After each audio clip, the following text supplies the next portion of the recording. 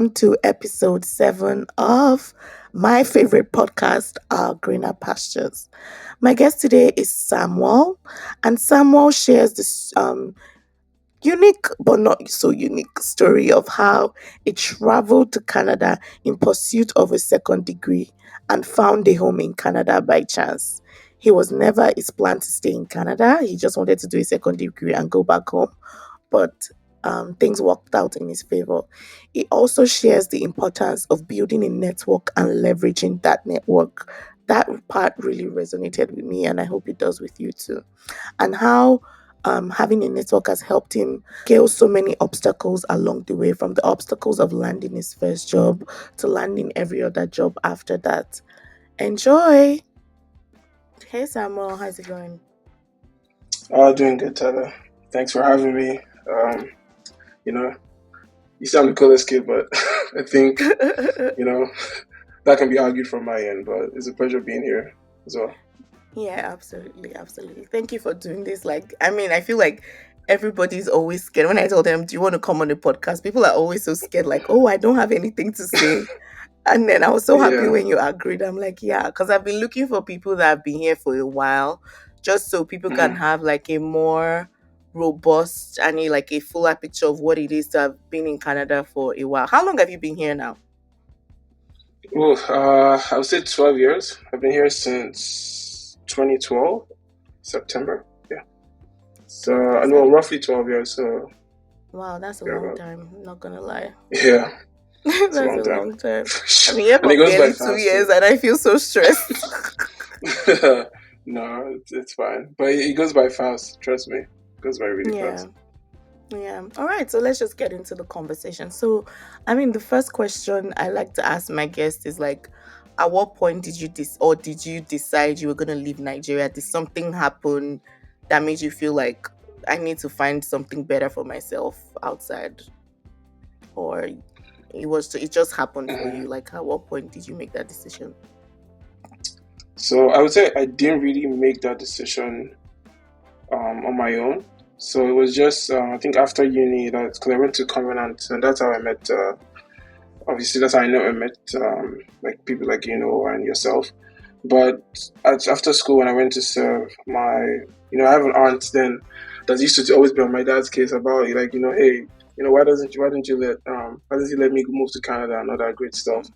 And he Mm-hmm. was always, had a standing point of, after my first degree and all of that. So after that happened, I went to serve and, my dad was like, obviously forging my education, doing a master's and all that great stuff. And, you know, going to Canada was something that he started working on with my aunt then. I call her an aunt, but she's not really my aunt, but I call her an aunt since we were Okay. little, right?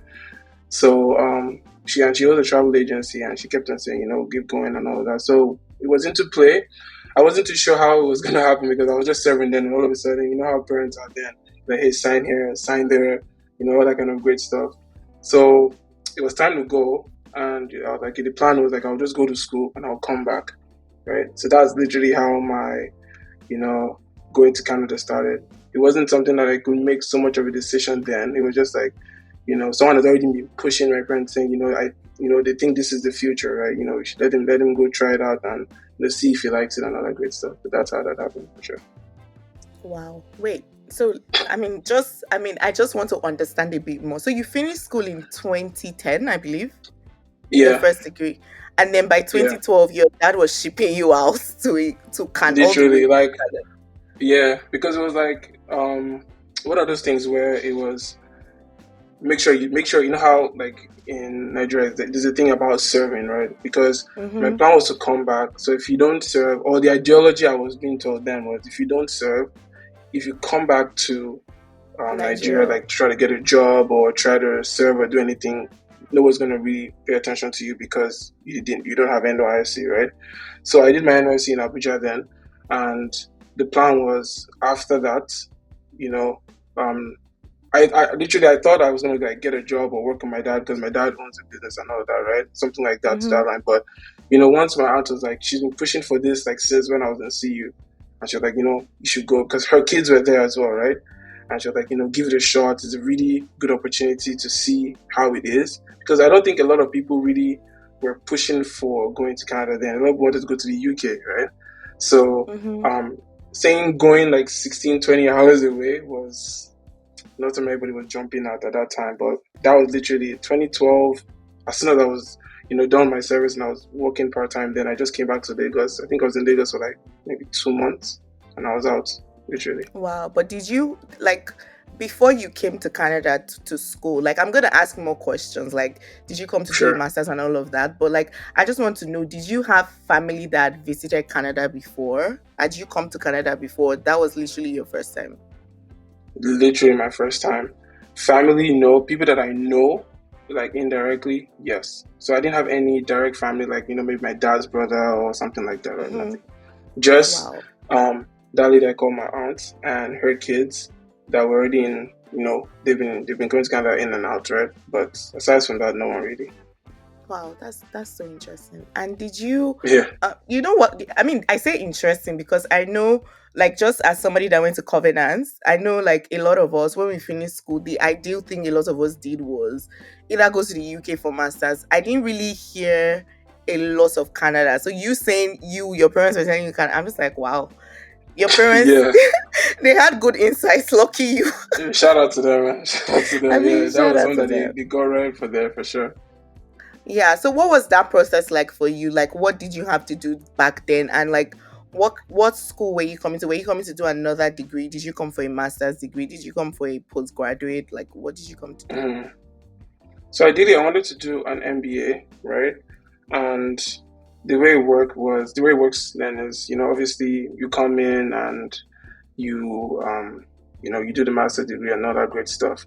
Now, a sidebar to this was the lady I called my aunt then was always of the idea that if you come to Canada, it's good to try to get like a permanent residence and all that great stuff, right? Because when you get that, it makes school fees cheaper, right? Because if you want to do like an MBA, Mm-hmm. you're going to spend thousands of A dollars, lot right? of money. Yeah. So yeah, exactly. So I did this professional education. It was called PACE. So PACE was in at the U of W. So I landed in Toronto then. Then I went to a particular school for a while. Then I went to the University of Winnipeg, right? So that's how I moved to Winnipeg. Now, another sidebar is because everybody's wondering, because I don't know, like, what Winnipeg is now, but Winnipeg is like one of the Mm-hmm. coolest places in Canada, right? Yeah. The reason why everybody goes to Winnipeg then was in 2012 they didn't have express entry and all that great stuff, right? So they used to have something they call nomination, right? So it's very hard to Mm, have a degree and just play get points and express entry in 6 months, right? Then you have to be nominated by the province. So the reason why you were always asked to go to Winnipeg was it was the easier way to get nominated by the province, and then when the province nominates you, then you're eligible for applying for permanent residence. That was a whole longer process, and the whole process of PR was like maybe 2 years, or it was just it's long. It mm-hmm. was very long as to what it is now. So, but that's one of the reasons why I went to U of W, right? So I did the now just reeling it back into the original point was I went to U of W to do that human resource based program to then make sure I get my residency and decide to do my master's degree. Wow. I'm not even sure what to say because obviously I can't really relate to 2012 because I mean, thinking about it now, like now that obviously PR is very difficult for a lot of people to get because the points are like over the roof and all of that.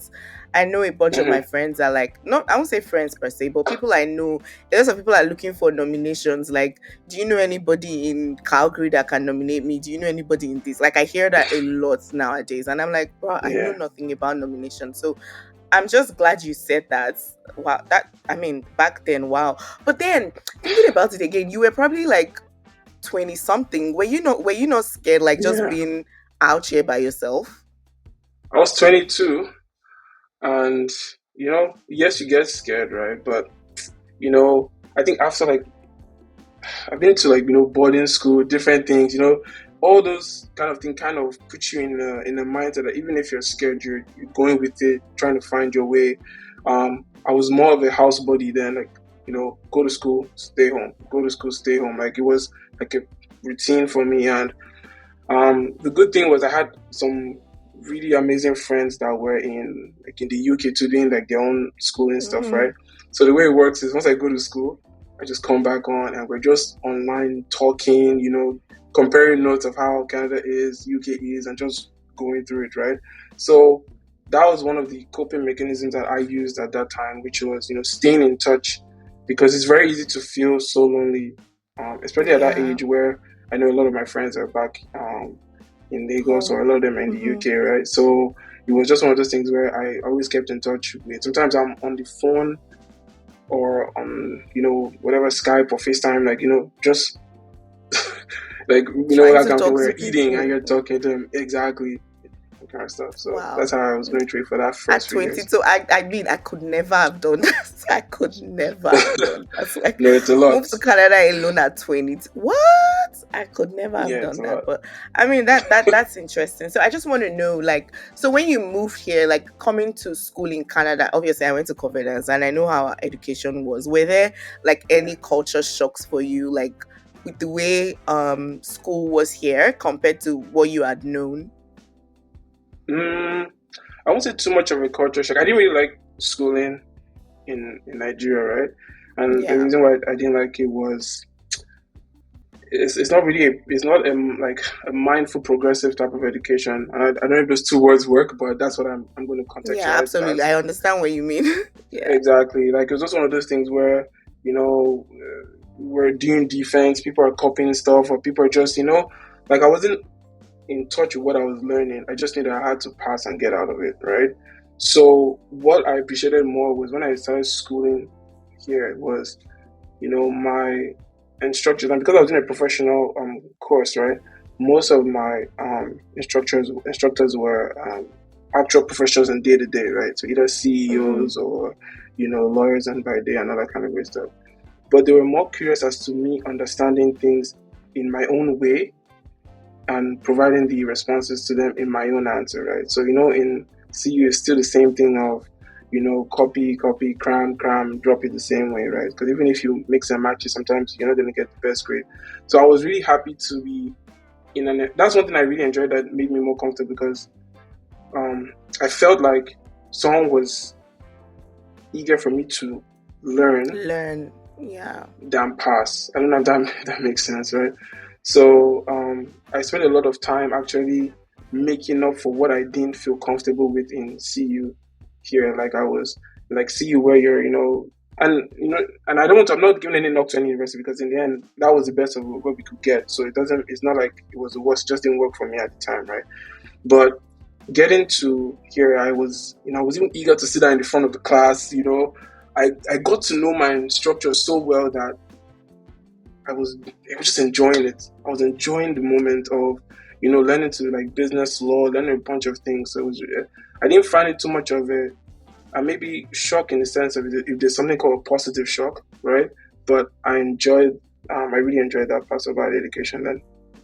Yeah, that's nice. I love that you said that because I have a friend that's in school now and she always jokes and says like the first class she couldn't get in CU, she's definitely going to get in Canada. Like we just joke about it. Like yeah, she's Yeah, no, for like sure. yeah, because she just feels like, oh, I can really apply myself. Like she's like, I can't believe I'm in school. The way like your lecturers are very eager to help you learn and all of that. Yeah, so I mean, there's a positive side to everything, I guess. So No, there is. let's talk about breaking the news. Seeing as your parents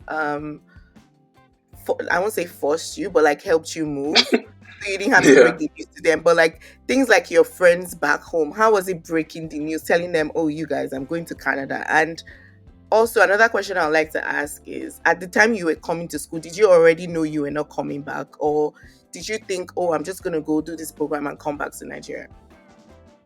Oh, I thought I was gonna come back.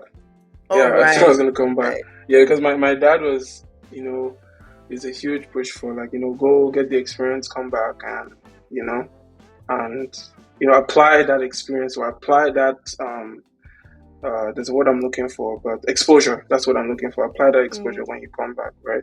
So I didn't really tell too many people because I don't think at that point was the kind of thing to tell so many people. I just yeah. told like very, very close people that, that that I keep in touch with on a day to day, that we connect with that, either we see in church or we see outside. And I'm like, hey man, you know, I'm traveling and I'm going on this day, and when I'll be back will be either like after a year or 2 years or that kind of stuff. But it wasn't something that was really disclosed too much. A few of my friends obviously we got it because it wasn't something I really even knew was so much in the push, right? You know how like Nigerian parents are now. You just, hey, sign here, sign here. This is what's going on. This is what's going on, and Mm, all of a sudden it's like bang, bang, bang, bang, bang, and you see a ticket and like you're going, like okay. So, and you have to remember, mm, I was like 20, between 21 and 22. Like, I wasn't really thinking about that. Like, what I was thinking of, yeah. I'll finish for CU. I want to get a job. How can I start hustling? You get what I mean?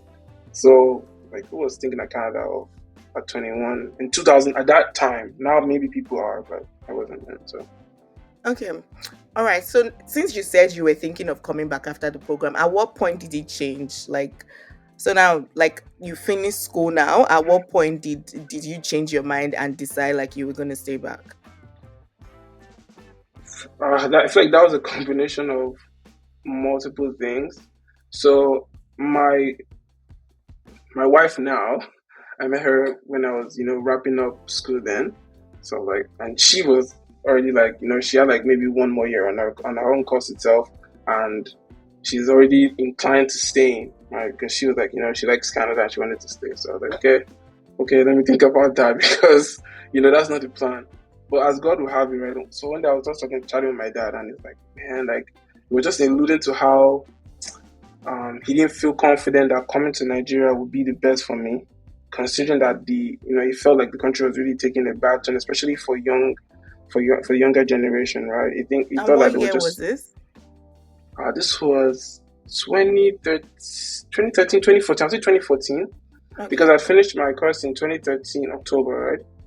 So he was really like, you know, and for someone who was just a very huge advocate of coming back home and making getting into the system, one day he just told me like, bro, don't come back.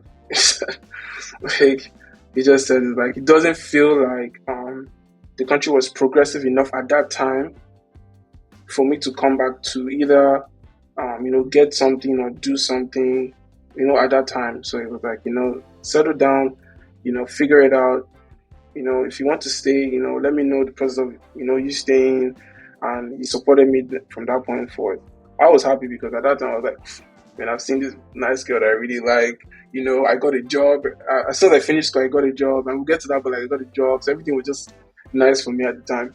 So like, okay, well, I'm glad we're on the same page somewhere on that. So Women that's are how I women. said. Women. I see why I love women. Women are the ones that just they know. We know. So shout out to your wife. Like we Yeah, know. Yeah. So I mean, like, yeah, so before we get there, like let's just talk about okay, now you finished school.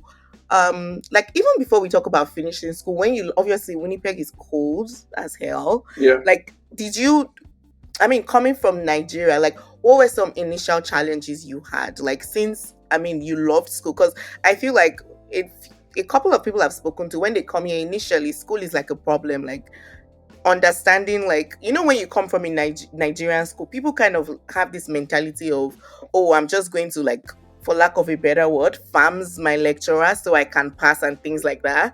But like yeah, here it's like just understand what the lecturer is teaching you. So a lot of people had that was a big culture shock for them. But since you did not have that, I'm gonna say, like, what were some initial challenges you had? Was the weather a thing for you when you first came?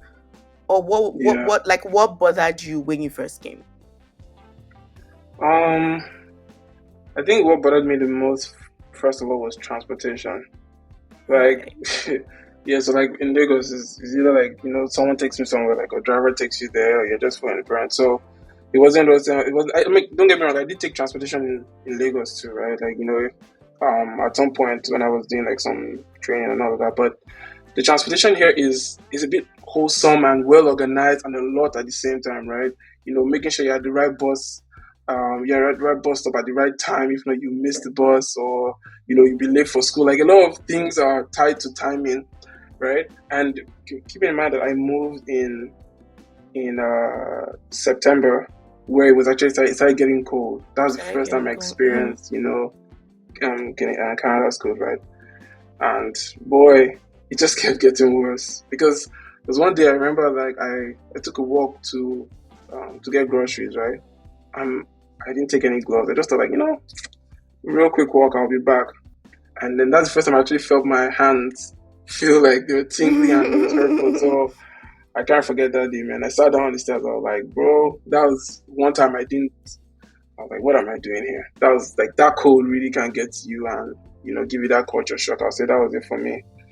Um, but yeah, that did give me a bit of culture shock. Transportation, the weather. Um, yeah, and I'll say communication a bit because obviously, when you land, you have to go get a phone, you have to go get all those things, right? So when you find out the way you're like, you're speaking or you're not using the right context or the right word structure or format, right?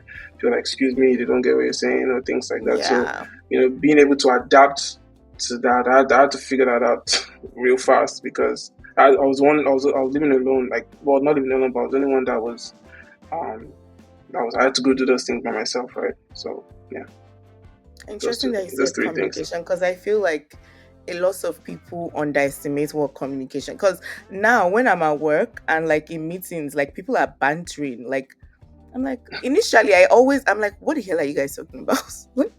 Like Yeah, I'm like, what's going on? Like what I have no. But obviously now I've gotten better. Right? Like I know how to respond when people say certain things. I know how to exactly. yeah.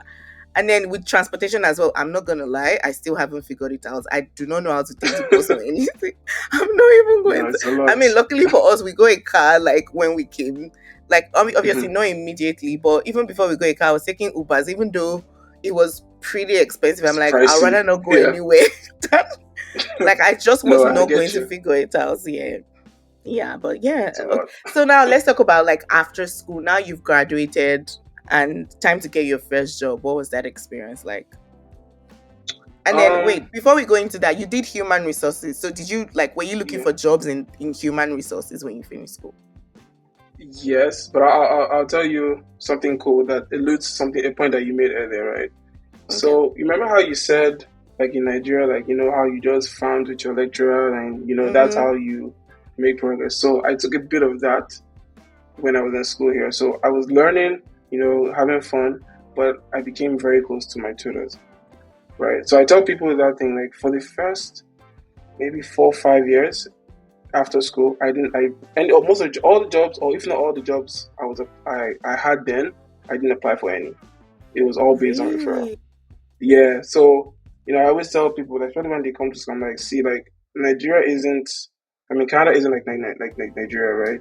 When you have professional tutors, be very close to them because on a regular day, they have their day jobs. Some of these guys are CEOs, some of these guys are directors, some of these guys are on boards or directors. Like, get to know them because the number one thing in Canada, we'll talk about that later, is, you know, having connections. It's not really about too much of your resume and all that great stuff every time. It's Mm-hmm. really just having those connections. So when I was doing my human resources professional course in UFW, right, I was friends with a few tutors. Like I built a relationship with the gentleman that taught me business law, lady that taught me health and safety, a lady that taught me different HR courses. I had different friends. So by the time I was done with the course, one of the tutors referred me for an HR role within the university. So I hadn't even done my graduation when I got that job. Literally, as soon as we actually finished the actual education piece, I just Mm-hmm. started working. So that's how I got my first job. Wow. So, I mean, I love that you said that, but I just want to understand a bit more. Like, how did you know to do that? Like, did anybody tell you, oh, you need to be close to your lecturers here, or that's just who you are? Like, how did you know to do that? That's a great question. Can I tell you if I'll be lying if I can say why I did it? I would also Mm-hmm. say it comes with maybe a bit of experience of, going to school already and working, right? To be able to Mm-hmm. identify like this person is more than what you see them as, right? Because if you the reason why you're doing a professional course is you're meeting other professionals that are deciding to teach. That's how professional courses really work most of the Mm-hmm. time. They're actually professionals on their own. So if you after I started getting to know them because like my business all tutor at the time, His name is Ian. He owns a firm in Winnipeg, right? And he gives example of this is what happens in his firm or this, or people give examples of this what happens in your workplace. So I started getting a note that these guys actually are not just teachers, right? Teachers, yeah. They actually have their day job. So that's how I just started sitting. I was sitting in the front, always answering questions, trying to know more as to how their own professional life is as it relates to what I'm doing. Yeah, I can't say that anything was a playbook as to that, but the moment I figured it out, I tell everyone now that hey, just do that, really do that. It goes a long way. It goes a I've long never way. heard that before. I love that you said that, and I hope people can learn from that. So your Yeah, first job was like one of your tutors refer. That is crazy. Wow. So yeah. after that, like how long were you in that job for? Like what was the job? I mean, I like to ask these Um, questions just to give a bit more context. Like how much were you yeah. making on your in your first job? Okay. And Um, yeah. it was an HR analyst. Mm-hmm. So pretty much what I had to do was, reports, update websites, have they look at the HR system and all that tech stuff, right? It was a short term contract at the time. I think the lady that was there, I think she was on mat leave or something then, right? But I did it for like 6 months thereabout, and my pay at the time was maybe like $24 to $30 an hour, something like that. Mm. I think, yeah. So for me at 23, that was like in That's Winnipeg, I that was a mean, lot of money. even as even I mean, apart from even 23, if you're just coming to Canada, that's pretty decent. If you Oh come on your yes, own, trust me. yeah, like obviously if you don't have like a proper career before, that's pretty decent. I'm not gonna lie. Yeah, Yeah. it was really good because that's how I was able to get like my apartment. So, like that's what started putting me in the right proposition to like, okay, I'm not thinking about what I'm going to eat or where I'm staying now. I'm thinking about Mm-hmm. how can I maintain and improve on this, right? Improve, So it was a yeah. really, really good job, really, really good job. And it kicked off my career really well. Right. So, and how long were you in that job for? Like 6 months, yeah, six Right. months. Why 6 months? Like, why were you eager to jump elsewhere? No, I wasn't. No, it wasn't me. It was the lady that was doing it. I think she was Right. either ill or mat leave or something, right? Yeah. So they just like there's a position for someone who's going on mat leave. I can't remember when she was Mm-hmm. leaving, right? Because it's a while back, but and they need someone that will do the contract for 6 months, right? Ideally, they'll be looking for a professional, right? That's been doing that level of work since, right? But they gave me the opportunity because that particular tutor referred me and said, I think this guy has, he's able to grasp things on like in a timely manner and all that Quickly, great stuff. yeah. So they gave me a shot, and I think after like my first month, which was like my test period and all that great stuff, just kept doing it for 6 months. Wow, that's nice. And then what Yeah. did you move on to after that? What was your next job? After that, another tutor that I was close to, I was already talking to her when I knew that my 6 months was going to be over, Was right? gonna Because be obviously up, six yeah. months. Yeah, so she was working for a construction company. She was the head of their health and safety department, right? So HR entails a lot of all these things, right? Mm-hmm. So she was like, I know, like, I know you're. She knew I was going to, like, I was more focused on HR tech and all that great stuff, right? But she said, would I be interested in, health and safety and working with her and all that great stuff? I said, well, I mean, obviously my contract is about to expire, and so I need a job, right?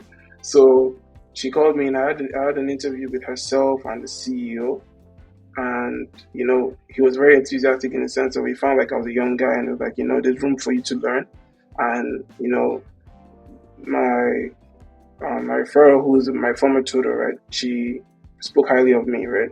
So he gave me the job, and at that time I was making. Uh, Maybe like 35 or $40 an hour for that one. This Yeah, is like yeah, 6 month post uni. I mean, to me, yeah. that is No, crazy.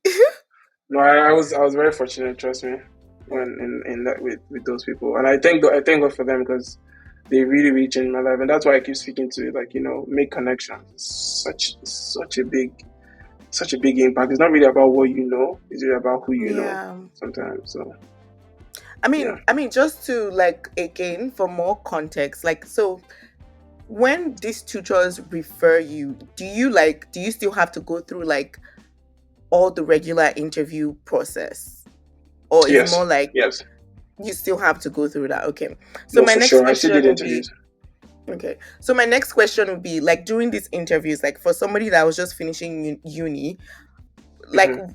um okay, I'm not sure how to ask this question, but I'm just gonna ask it in the best way possible, and I hope you get it. Because Yeah. I'm asking this question for myself. Because I know when I first got to Canada, something I really struggled with was interviewing.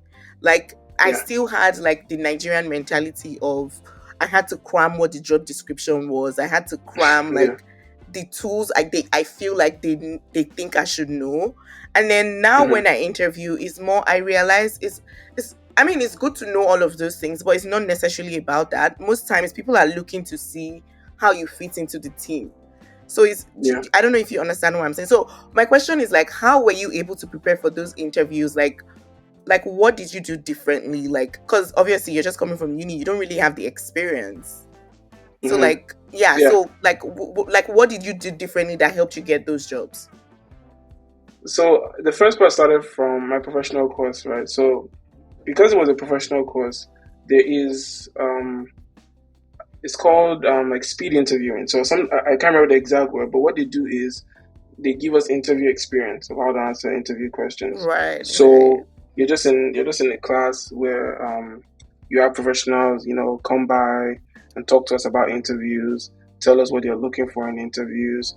So then I remember I have a recording or I take down notes of what are the key things I need to focus on, what are the things I don't need to talk about a lot, what they're looking to hear, what my Mm-hmm. communication should be like, my personality should be like. So we did a lot of those at the tail end of my course. So that kind of gave me a good insight of, how interviews go in Canada, right? But not to say that my interview level now, like I'm way far apart as to what it was then. Yeah. It was just one of those things that, you know, I would say I was fortunate, but I had some level of an understanding of what is expected of me in an interview, right? Walking through my resume, and obviously my resume was so was so light then, right? It So it wasn't wasn't really there. too much of Yeah. that. All I had to sell was my ability um to learn quickly and eager to work, right? Yeah. And I had to pitch that in the best way that I could possibly do, and it worked for me then. But those experiences didn't come from those professional courses for sure. Okay, well, I love that you said that. So, if anybody's listening and you're in school, if your school has any of those things, better key into it clearly. Oh Because yeah, for we someone do like need me, to. it took me so long. Oh my God, I watched so many interview videos. I spoke to so many people before I became good at like I don't know what it was like when I used to interview. Like I literally get into the interview and freeze, or I just start talking too much, start saying what I shouldn't be saying. But obviously Yeah. everything has improved now. So, I mean, let's just fast forward instead of like going through like your job experiences. So, at what point did you move from Winnipeg? Like, at what point did you move? Oh, After how many years? Yeah. Uh, I moved from Winnipeg in 2018, and that was I would say 2013, so it's like 5 years. 5 years Right. after being in Winnipeg, I moved. So that was also a funny story. So I used to I believe one of your questions is what made me move, right? Yeah. Okay, so I was at the time I was learning, so I was obviously trying to build my career to move more into a grounded tech space. So I started doing this training on my own then called SAP. So SAP is in an ERP software, right? Mm-hmm. So I started learning SAP a lot in between 2017 and 2018. Paying for training, studying, learning the system. It's one of those software that costs you a lot because at the time SAP was, and not to digress too much, it was closed source, right? You have to actually pay for, like Mm. the software to have a sample and all that great stuff, right? So I was really studying then because I wanted to move strongly into the tech space now and beat competition. Because there was a gentleman that I met that was my pastor, and in Winnipeg, he used to work for a consulting firm, right? So he does what I do as well, HR technology. So I always, connected with him a lot. What's the next best thing? How can I be, you know, in high demand in the market? So he talked to me about ARP systems and all that. So I started studying.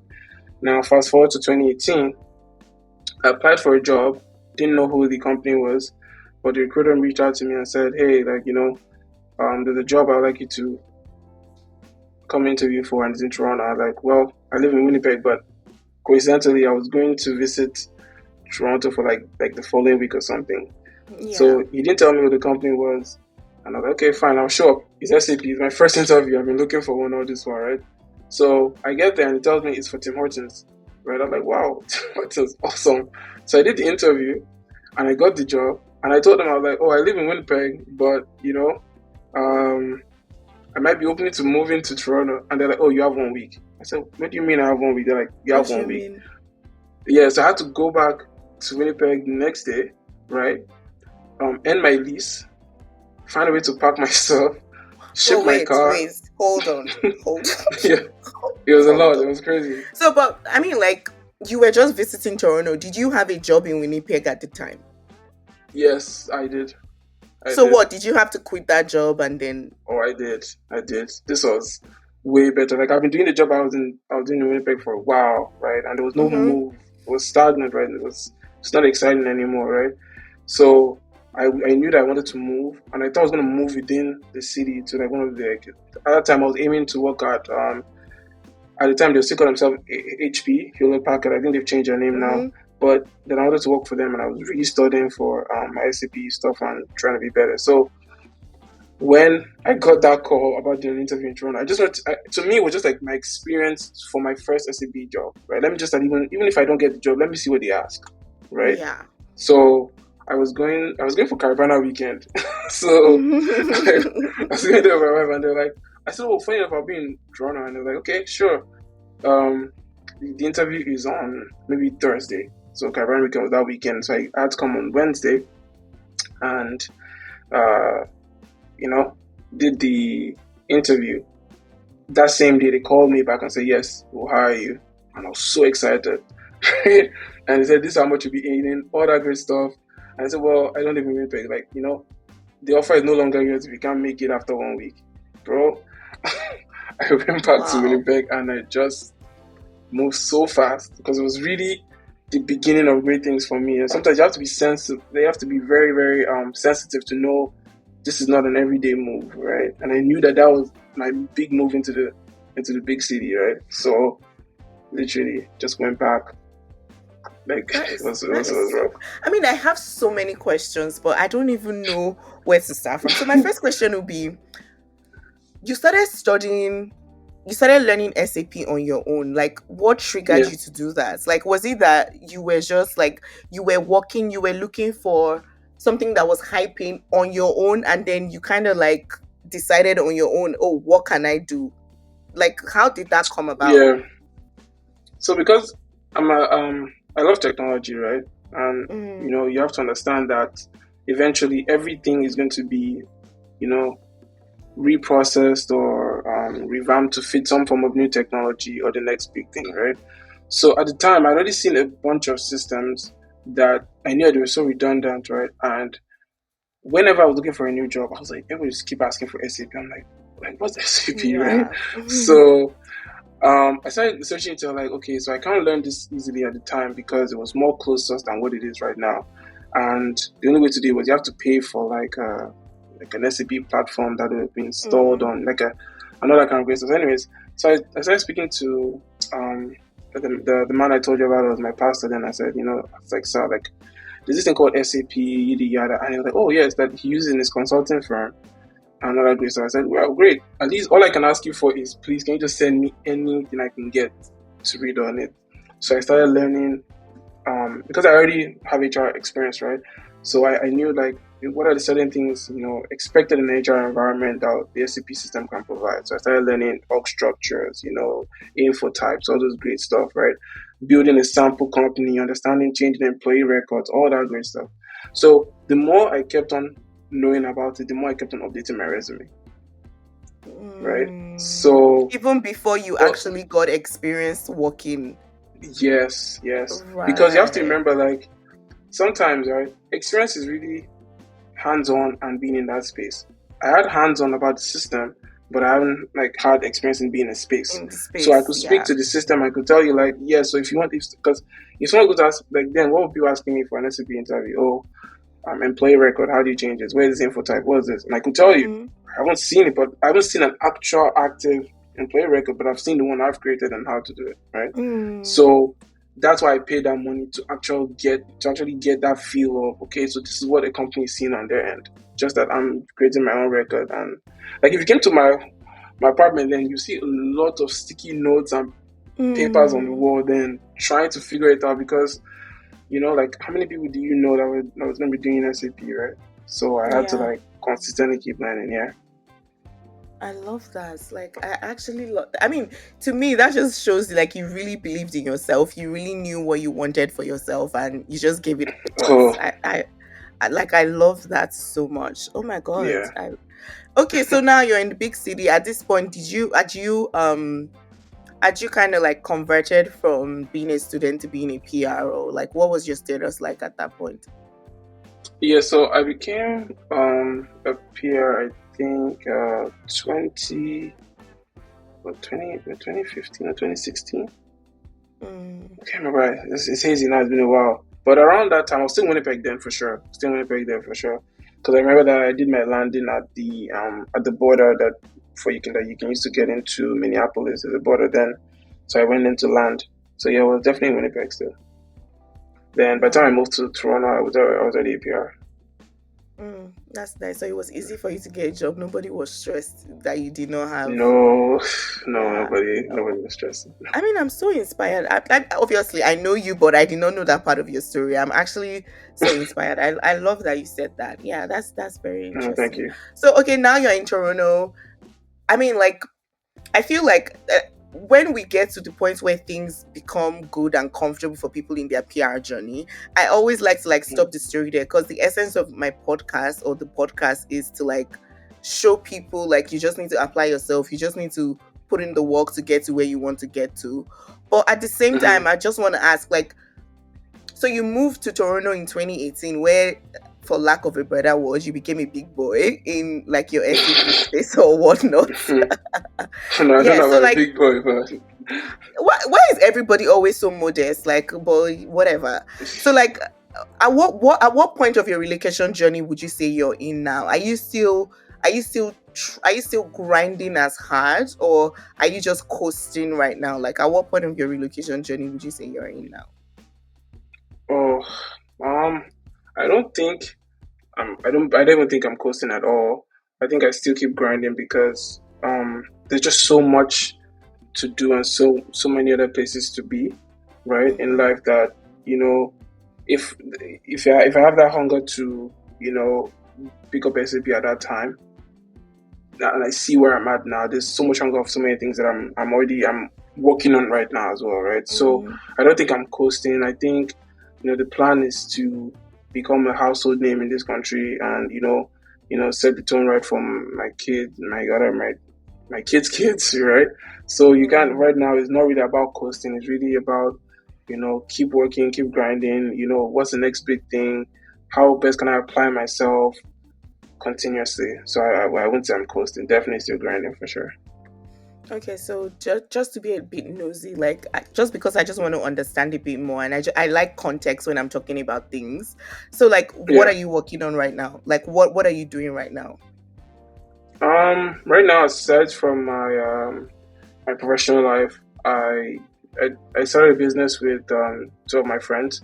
So we started a consulting business, a tech consulting business for HR technology that we focus on guiding businesses and their to next technology, implementing it, ensuring that they get the best technology that they have.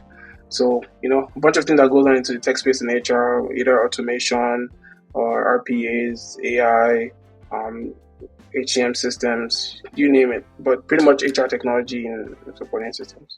Okay, I love that. So this is basically like from what you've done in your professional life. Now you're trying to like start your own thing. Yeah, yeah. Right, right.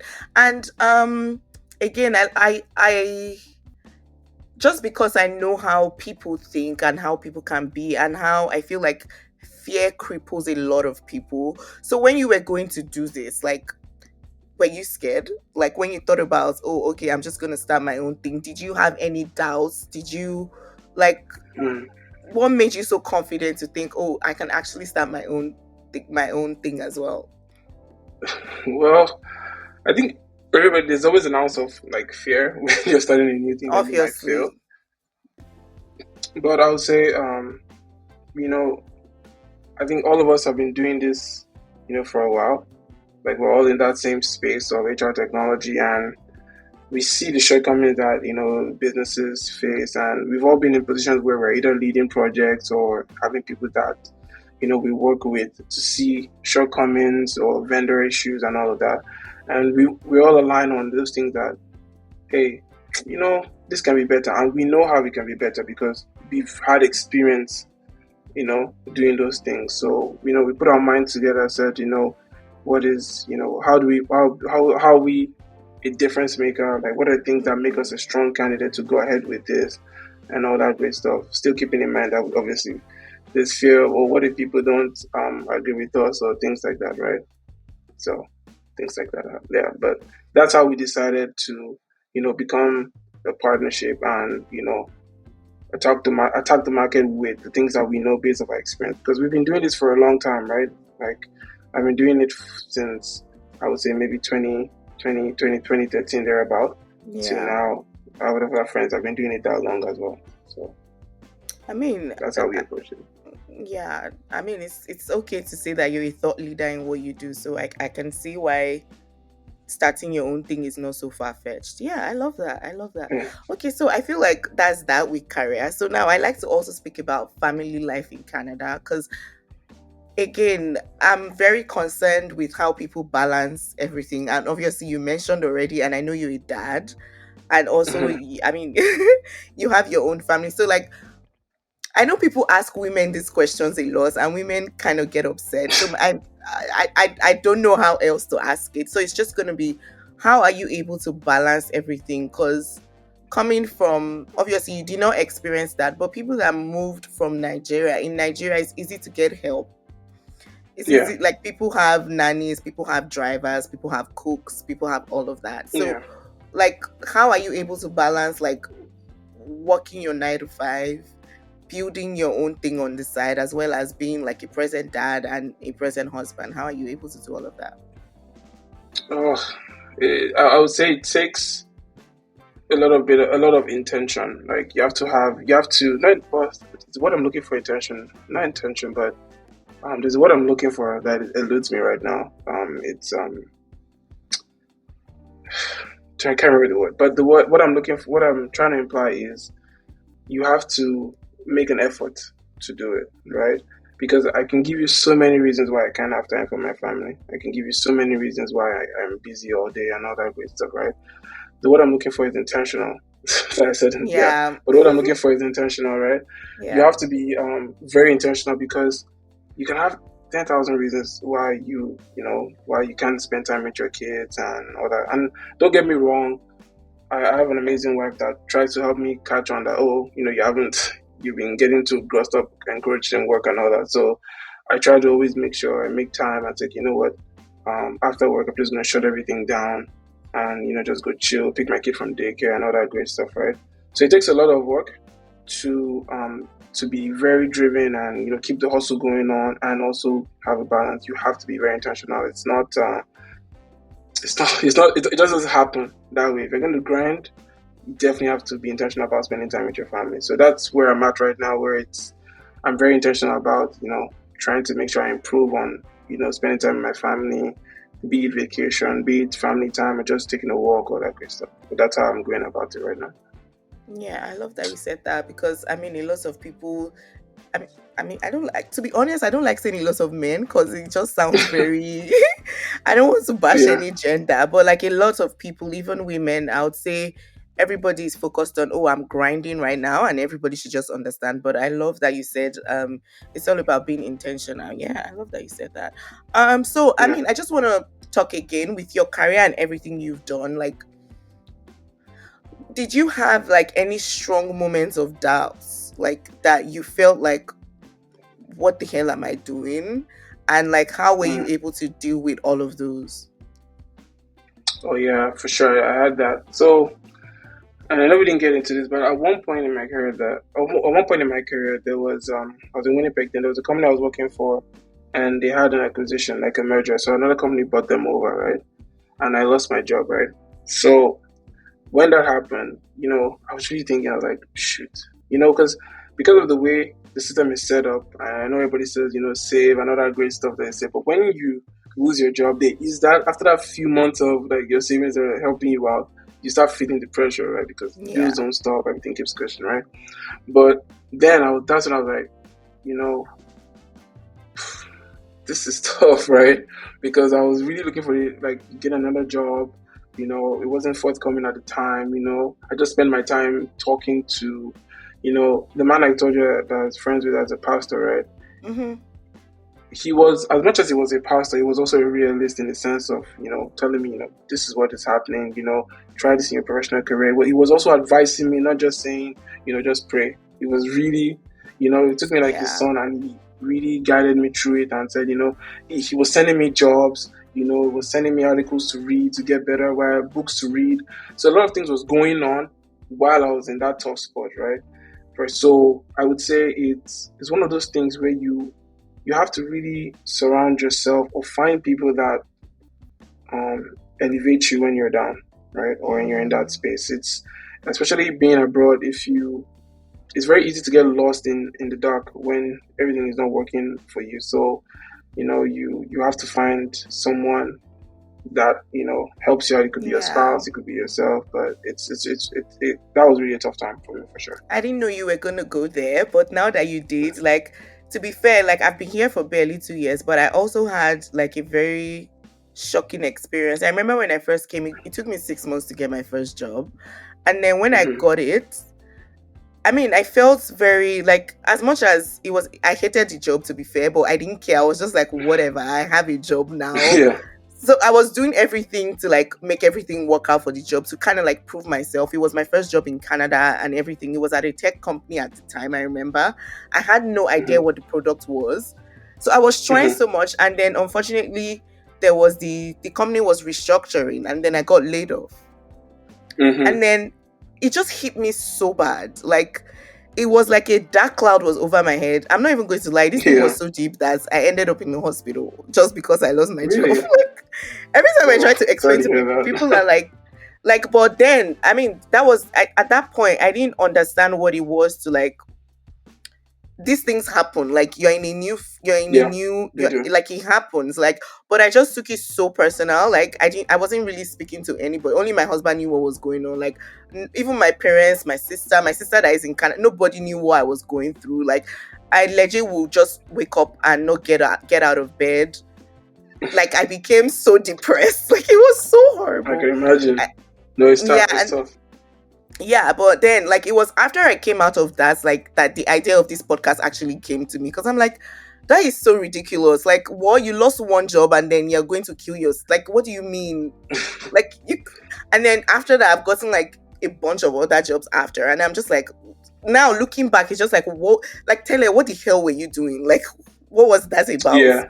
Yeah, so I just love that you said that. It's like, it's very important to like speak to people and all of that. So now, I Mm. mean, so if you're going to look back on your journey, like your 12 years so far, like, what are some achievements? Obviously, everybody likes to be modest in this past, but Yeah.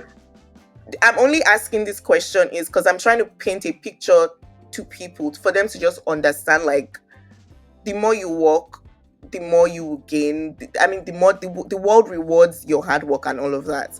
So, like, I'll just Yeah. say, like, what are some things that you've achieved that has made you, like, not even about anybody else, but you have been really proud of yourself? Like, you didn't think you could do that, and then you've done it, and it just kind of like makes you want to just keep working harder. Like, what are some milestones and achievements that you? I mean, you already hit the nail on the head about I have to be modest as best as I can to obfuscate my answer, right? But I'll say this. I'll split it up, right? I'll say the first part is um, And I know this might not be an achievement to anyone, but I would say it's really about relationships, right? And I Mm-hmm. say this because there are certain relationships and people that I know now that really makes either my career enjoyable or my personal life enjoyable. So I know Yeah. a lot of like we're not, you know, as Nigerians, we get very hesitant about making connections sometimes, right?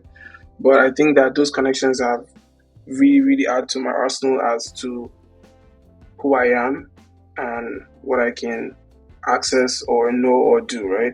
So I'll say that part is really an achievement for me, and I will encourage anybody to always do that as well, right? Make a lot of connections. Don't concern yourself with what if this person what doesn't like me or this or that, right? Make connections. Take that extra step and do that. So I would say that. Then the other thing is obviously um, my family. I'm really happy that I came to, I didn't have a wife or anybody when I moved to Canada, right? So I met my wife here. Been with my wife for since 2013, right? Mm-hmm. So I've known my wife for a long time. We have an awesome kid, and I don't think that's really an achievement for myself. It's more like God came through for me, and I appreciate that. So, but that's huge for me. Having a family, we have a home. My kid can go to school and all that great. So everything is good. So I thank God for that. Then for my career is experience. Experience really is what will bring out the whole achievement when it comes to your career, because the longer you keep doing it, the more you own your skill, the more you are putting your best foot forward. Because it's one thing to have Yeah. experiences, but it's one thing to leave a mark. Like I tell my friends and like other people that I know is no matter how much experience you have, if you're not doing it, if you do a job and people are not like, who did this great job, right? Then have you really done a great job? Have you really done something, right? Everybody can say Mm-hmm. like, yeah, yeah, yeah, this, but like, you always have to leave a mark, because it's that mark that in certain places that I work in, people are calling me from other like teams. They're like, oh, who did this? I'm like, oh, Sam did it, and they're like, can you call Sam to help us, you know, make ours better or things like that, right? So I always say like in career wise, I've been able to keep. I'm always able to, or I keep pushing myself to deliver like Mm-hmm. top work, because I've also worked for people that have been hard to impress too, right? There are now friends and now part of my network too that keep pushing me that. So I'll say for my career part, like where I'm in my career is, I'm really proud of that as well. My family and the relationships I keep. I mean, I love that. Like that. I mean, I would say those are kind of like unconventional answers, but as much as they're Yeah, unconventional, they are also very relatable. Like I really love that because for one, a lot of people that move to Canada single are always bothered with, especially if you want to have a family. It's like something that lingers in people's mind. Like, would I ever find someone? And I'm just glad, yeah, like you said that. Like, I'm glad you said that. Like, I'm really glad. Shout out to your wife. Like, I'm glad you said that. And I'm thanks. also glad you spoke about, like, I mean, what I took from you speaking about experiences, like your experience makes you get better, it makes you more confident, it makes you, Hmm. yeah. So I really love that. So like I have two more questions for you, but the first one is Sure. if you're going to advise anybody like that is just coming, probably having a hard time struggling, whether they're in school or whatever, like what is Yeah, one advice you'd always tell somebody to like hold on to, or something you tell, just advice, whatever. Yeah. What yeah. is one I advice you mean, would give? the first advice is, keep at it. It's tough. I don't think it's anybody that's moved here that's not had a bump in the road or not felt alone or not felt tough. So keep at it. It will get better for sure. For sure. So far, you don't give up. It will get better. Um, make moves to make relationships. I know, like, I echo that a lot, but it's so important, right? Yeah. Because I know you, if you remember, like, when you moved as well, the same way, like, I'm calling either your husband or yourself and saying, how are you guys doing? Trying to check Yeah. in, let me know if you need anything. Because I didn't have that luxury of people always calling me that were here to say, how is it? What's the next Mm, step? Like, don't take this car, do that, things like that, right? So yeah. when people call me that I know, I try to, like, Let me know if you need anything. Let's hang out, let's chill, because I know what I've been through to this point, and I don't want anyone to Mm. go through that, right? And I think that if you're just moving to Canada, right, sometimes some people are not, or some people hide behind, oh, I'm an introvert, I'm this, I'm that. Like, I get that, Yeah. right? But this is you're in a game where now it's about relationships, right? If you move to a new country, there's so many things that I tell people now that I learned the hard way, right? So if you don't know people that are in the system, or keep or be close to them, you know, Mm. you're gonna be learning things that people already exams that people already passed. You're going to be writing all over Yeah, again. There's no need for yeah. that, right?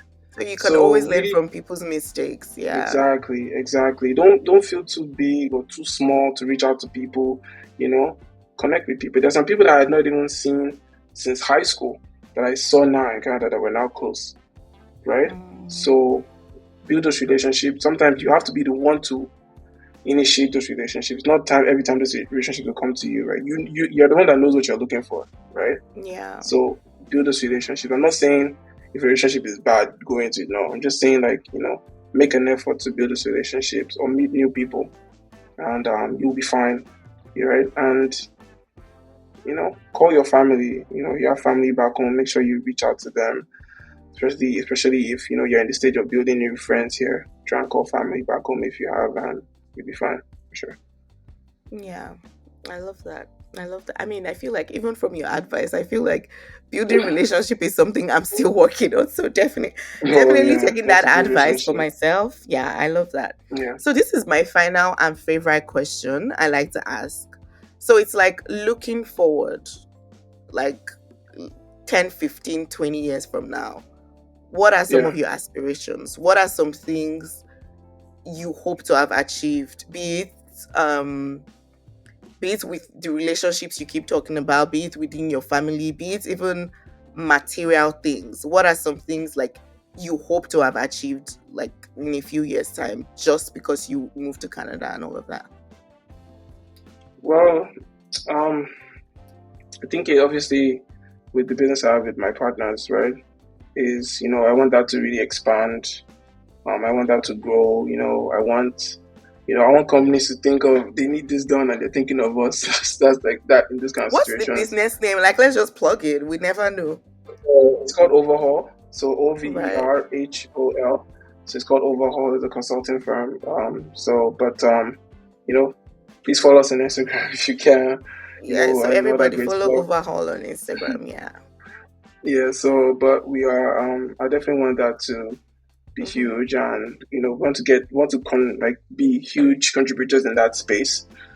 For me personally, next 10, 15 years, I think my goal, like I said, is to become for my family name to be like an household name in this country, because I think there's so much opportunities, and I want to set that foundation right for my own children.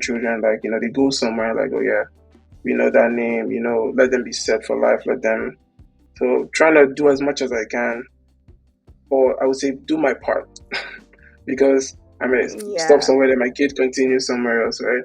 So do my part, and also, like, and I know you know this, but like, I really try to help as much people as I can, right? Yeah. So I think that's one of my that's something I want to do more as I keep growing, is always helping people.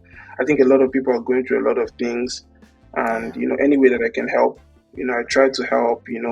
Everything's not about money, because everybody thinks that help is always about money, but Yeah. it's not really that. Some people might need money. Some people just need someone to talk to. Someone just needs an advice. Someone just needs, a referral or this, or help with their resume, or help with something, right? Mm. So I try as much as possible to do whatever I'm in position to do, and that's something I want to keep doing more and more as I keep going in the next few years. I mean, at the beginning of this podcast, I called you the coolest kid. You're like, you're not the coolest kid. I hope the listeners can see why I call him the coolest kid. Like, he's so cool. Like, I love that. Like, I mean, I just feel like with our generation, you hardly hear people that want to help you without them gaining something. And to be honest, I know Yeah, Samuel and I know his wife, and I know like they're some of the most awesome people I've met since I relocated. And I mean, always very helpful, always very cheerful. Like, I remember when I asked you to be on this podcast, in my mind I was like, I'm sure he would say no. Because a lot of people are like, oh no, I don't want to put myself out there. I don't want to. Do you get Yeah, that? Like, yeah, but I really appreciate it, and I've really enjoyed speaking to you. I mean, like listening to your story. Like, I am so yeah. inspired, for lack of a better word. Like, I am so inspired by like your journey so far, and honestly, I can't thank you enough. And No worries, everybody follow anytime. Overhaul. Yes, Yeah, please. And if you have any yeah. HR questions or assistant, please reach out. We're happy to help for sure. Yeah, yeah. Thank you so much. I mean, we've come to the end No, of no the worries. podcast. We've come to the end of the episode.